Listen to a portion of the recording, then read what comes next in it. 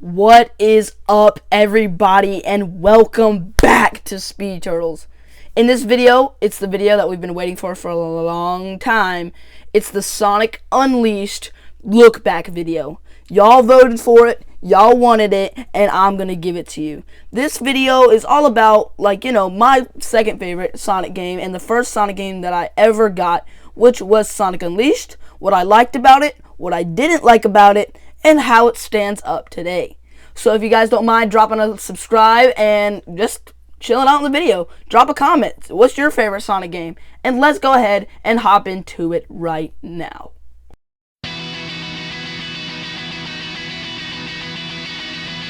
Okay, so the first thing I want to talk about in this game is the level design.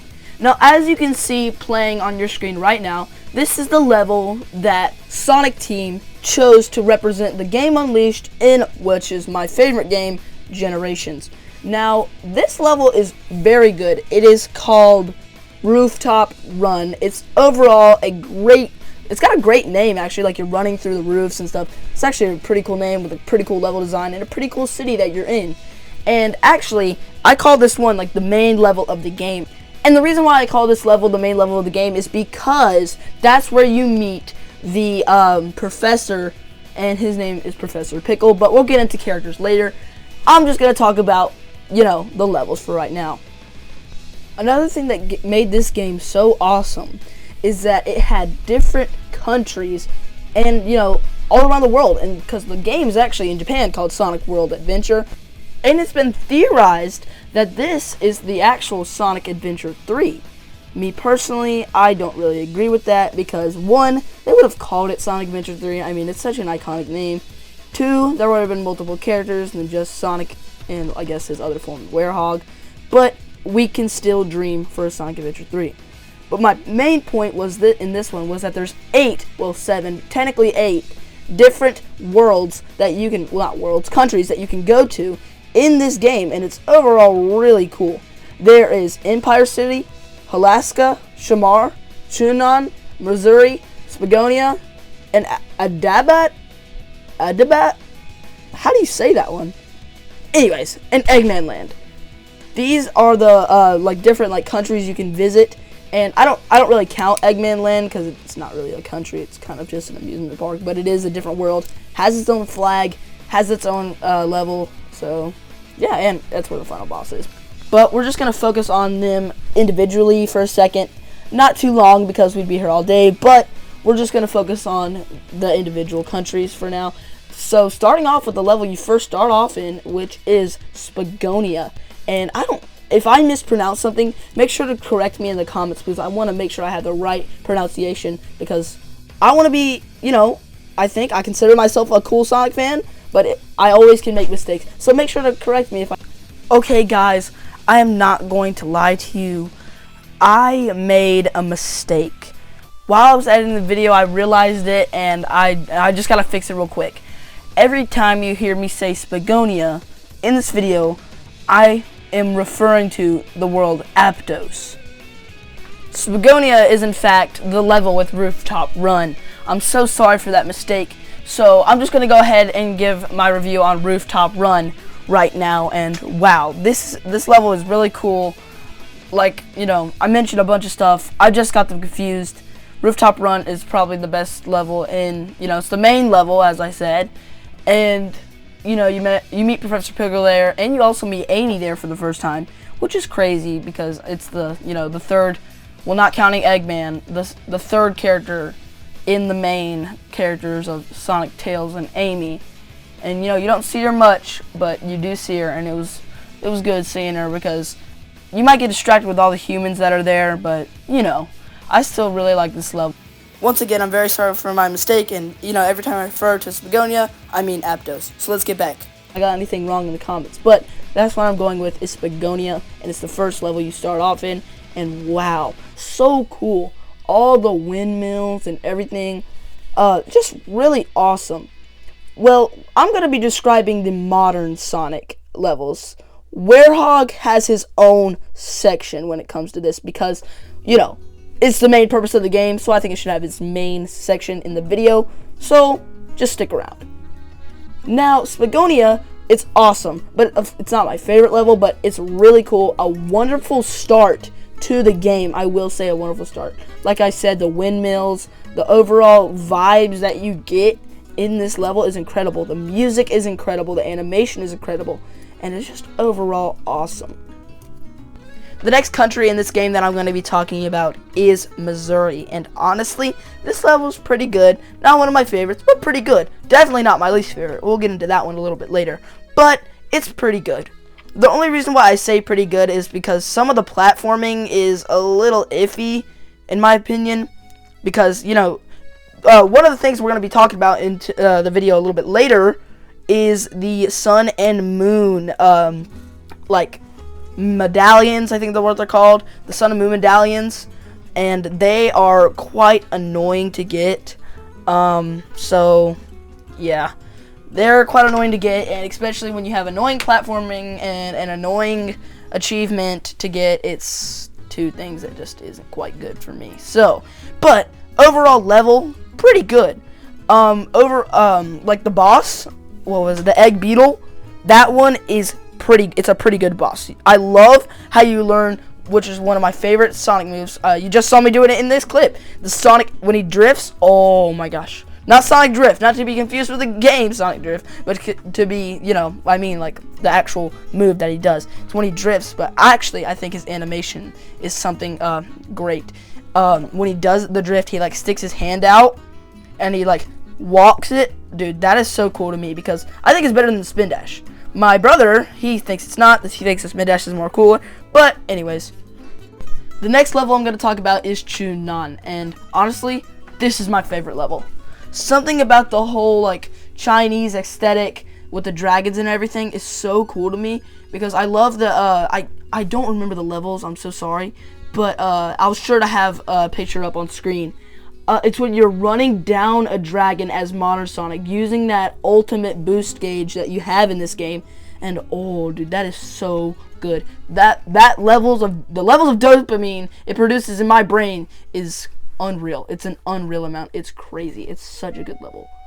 Also, the hub world is really cool because I love how you get to have like two sides. You get to have like the side with the people and the side by yourself, enjoying the countryside. Well, I wouldn't say the countryside, but just the nature of the overall country, and it's awesome. I love the music. It's an overall vibe. Really cool world, really cool country, whatever you want to call it. The next country I want to talk about is Alaska, and honestly, I feel pretty about this.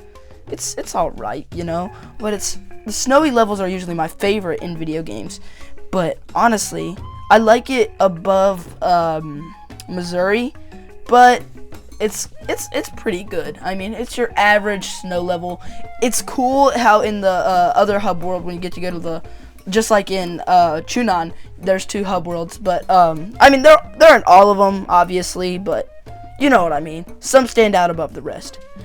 The next country is Shamar, and you know, it's alright. I mean, the Modern Sonic levels are alright. I remember when my playthrough, when I beat it, it was a little confusing to get the sun and moon medallions because, you know, they're well hidden, we'll just say that. So I'm not gonna lie to you, I'm not that good of a gamer when it comes to finding things, so I had to use a YouTube video. Honestly, I believe that there's no shame in using a YouTube video. That's what they're here for. But anyways, it's an okay level. I mean, I guess it's not above Mazuri, but it's probably my second least favorite level. But speaking of my least favorite level, this is it. I don't know how to pronounce it. It's Adabat or whatever it was called. I don't like it. It's too generic, and all they did is they try to rely on the sunshine. The levels are alright, and you know, they're alright in the fact that you actually find them, because honestly, for me, it was hard for me to find these levels.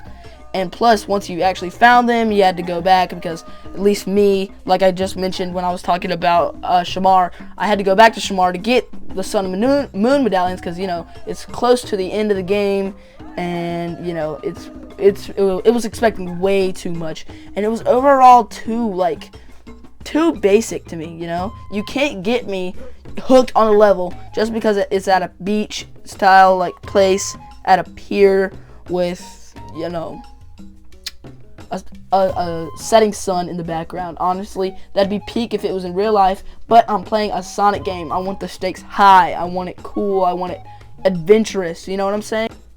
Last but certainly not least is my second favorite level, which is Empire City. Now, this level is awesome for a couple of reasons. One, the hub world is cool. I mean, the first thing that catches your eye is the hot dog guy. Now, I was a big Marvel fan growing up. Still, I'm a big Marvel fan now. I'm playing Marvel Rivals, actually. I mean, like, if y'all want a video on that, like, comment down below. I'm just saying, I'm not a pro, because I downloaded it a day of recording yesterday, and I'm already hooked on the game. It's awesome. I'm going to go play it as soon as I stop recording.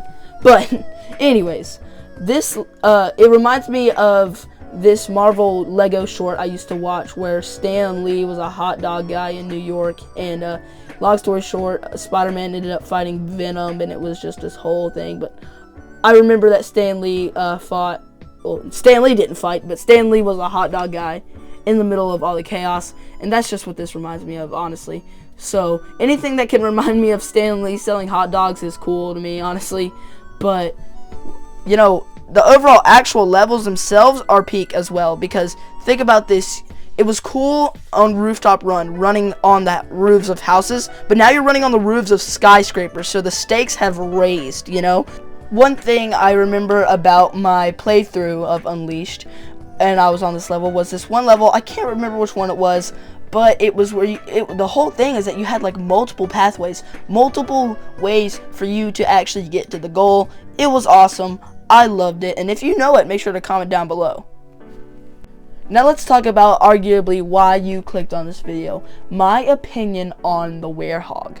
I love the Werehog. I mean, if you watched my video about the figure review, I bought the figures just because Werehog was there. I mean, Supersonic is cool and everything, but I already had the Supersonic. So, honestly, I bought the whole thing because of the Werehog, and oh my gosh, it was peak. It was worth every penny. But, you know, I love this guy. And it might be nostalgia bait because, you know, it was the first Sonic game I ever picked up, and it was crazy. I love his design. I love his shoes. It's so cool. I have deep nostalgia for me watching the Night of the Werehog little, like, clip that Sega put out. It's not really a clip. It's about an 11-minute short film. Oh, it's so cool, dude. I mean, his design's cool. The whole overall werewolf aesthetic is just something that I love, honestly. And it's probably, I don't know, probably because of this game. And I've seen people compare this game to Twilight Princess, which is also a good game. It's my second favorite Zelda game. I'm also a big Zelda guy. But you know what I mean. It's just really cool. I love the werewolf, but, you know, this character was quite controversial back in the day. Now, I don't know if anyone watching remembers or if they were even alive, but I know a lot of them were. A lot of my viewers were alive. The Werehog was so hated back in the day. He was so, like, hated. It made the review of the games bad. Everybody said this game was bad. But what was crazy is that they denied the music, the model of Sonic, what he looked like, the modern Sonic levels entirely. So, you know, they only focus on the negatives, but I personally love this game. The Werehog playing style, though, I will say, is horrible. Now, I said Werehog. I like Werehog as a character. I never said I like his gameplay. Which, how could you really like his gameplay? I mean, you level him up, but he just feels like the same character. You know, like he never even changed from the first time you ever played his levels. A lot of his levels were aggravating, especially when you had to swing on little poles that came out of the wall. You had to grab it. And dude, those make me mad. Those make me mad just thinking about it, bro. You know, they were pretty horrible levels because they were long. If they weren't as long, I think it would have been better. But one thing I don't understand is, you know, Sonic's whole, you know, thing, his niche, is that he's fast. How can the negative power of the emeralds turn him not fast. That's his thing, you know. I mean, fast. He's as much fast as he is a hedgehog. I mean, when he turns supersonic, he doesn't turn to another animal or anything. Or I guess that don't make any sense. But you know what I'm saying. Why would they take his speed away? You know, they just made him really slow. I guess it was the negative power of the Chaos Emeralds, because there's no other explanation. And the punching and stuff and the grabbing, that can't we leave that to Knuckles? Can't Knuckles have something? I feel like Knuckles keeps getting mistreated. I mean, first this, then his comic where Trip took it. Well, yeah, then the Knuckles show where he keeps getting set, you know, to the side. Poor guy. Give Knuckles some love. 2026, year of Knuckles. Come on. But enough about my rant on Knuckles. Let's continue talking about the Werehog. If I had to choose a favorite Werehog level, it would probably be the level in Empire City, where you have to solve different puzzles and stuff to make sure you get to the end. Overall, really cool. One problem that I ran into, at least when I was making this video, is what hasn't already been said, you know? The Werehog is such a, I guess he's pretty popular. I mean, he was popular back in 2008, and, you know, when everyone was dogging on Sonic and everyone hated him. So, I guess there's nothing else to be said, because besides, I guess, the cool puzzle solving and his design and Jason Griffith's excellent voicing roles and how he was able to change Sonic but still make him Sonic and make his voice deeper, pretty cool. I mean, but at the same time, you can't really say anything positive about his levels. Now I can hear you saying to yourself, wait, he said that there was 8 worlds, and he only talked about 7. Now that's because I left out Eggman Land. This is where the final boss is. And honestly, the final boss is absolute peak. But we're going to talk about Eggman Land. Eggman Land has a level where it's very unique, but also very long. The whole gimmick of the level is that you are Sonic, obviously, but you switch between Werehog and Modern Sonic in the same level. This has never been done before in the entire game. So they saved it for the final boss. And I could see, well, not the final boss, the final level. And I could see why they did that, but this just doesn't work out. I'm sorry. I remember when I was first beating this game, I was so close to beating the game, and no, I was stuck on it. I think I was legit stuck on this level for 6 months. Well, that's a bit of an exaggeration. 2 at least. I know it was more than a month. It was like 2 months I was stuck on this level. I just couldn't get it. That one scene when you're, that one part when you're in the fire, and, well, it's like fire around you in the Werehog. The platforming is so hard, dude. It's actually hard. I just couldn't get into it, you know? The level was not, it didn't work out, and it was also, a lot of times it was very slow, you know? It was loading time to, it was almost, I almost felt like it was Sonic 06 loading times, and that is bad, you know? That is really bad. So overall, my rating of Eggman Land, pretty mid. But we're going to be talking about the bosses now. The bosses in this game are so cool to me, and I don't know, something about that final one is awesome, because you get to play as Chip. Well, not technically how he looks, but he controlling this little Gaia temple mech type thing is awesome, dude. It is incredible. I love it. The next boss I want to talk about is the Egg Dragoon. Now, it's in Sonic Generations, but it's almost completely different in my opinion. It's really fun too. I love how Eggman is in such a cool, probably one of my favorite inventions he's ever made. Besides, you know, obviously Metal Sonic, but I just love it because you're in this, you're in this like fiery type place, and Eggman is in that cool mech. And what's crazy is that they trick you. They make you think you actually beat the game and everything's fine and dandy, and then you fight Dark Gaia, which is just so cool to me. I mean, I don't really like it how you get pranked, but I love the whole suspense, the whole aspect. You know, like I said earlier in this video, that's what I want out of a Sonic game, is a good story with some suspense, you know? And this was just a Sonic game that had it. another thing I wanted to talk about is Sonic's model. Now, if you aren't into video games that much and you just play them like myself, you might not know what a model is. This is a model for, let me think of a character, Mario. This is how he looks in Mario Odyssey. This is the Mario you'll play as, this is the Mario you see, and overall really cool. This is the Sonic I want in every other Sonic game.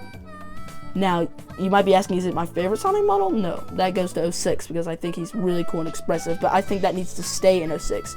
I think this Sonic model, if they're going to keep this Sonic model, because they've made it the same for, 20 years now? I might be mixing up models with renders, but you know what I mean. Sonic has looked the same for far too long and he needs a redesign, but that's an entire video on its own. I'm going to talk about this game. This game's model is so cool because it's just perfect, I mean, take a look at the Forces model next to this one. Ugh, I honestly hate the Forces model, and I hate the Frontiers model too, because I think his spikes are way too short, and he looks way too stubby and goofy. That's just it. But the model in this game, peak. The next thing I want to talk about is story and characters. So your main characters, you got Sonic, Tails, Amy, Professor Pickle, Chip, Eggman, and Dark Gaia. Let's talk about Dark Gaia real quick. Whoa, who let the designer cook? Because honestly, they need a raise. Who created this monster for a Sonic game? I mean, it really takes away everyone who said, Sonic's for babies. I mean, like, you would not be showing that to somebody, like, who's 3. Well, I mean, I was watching that when I was 3, but you know what I'm saying. Sonic Unleashed, you would never expect it from a Sonic game. That kind of villain, you would never expect from a Sonic game. I mean, except for what you see now on the screen, Chaos, but, everyone thought it was Eggman. And I love it. The other thing I want to talk about is Chip. A lot of people think he's annoying. I don't mind him. Probably because I'm used to his voice, because, as I've said 1,000 times in this video, nostalgia. I'm used to his voice. He's not as annoying as Navi. Again, mentioning Zelda. Dang. But, I'm just kidding. But, not as annoying as Navi, but, or Omochao for that matter. But, he's a pretty decent guy. I mean, I don't like how he replaces Tails, but at the same time, he doesn't really replace Tails.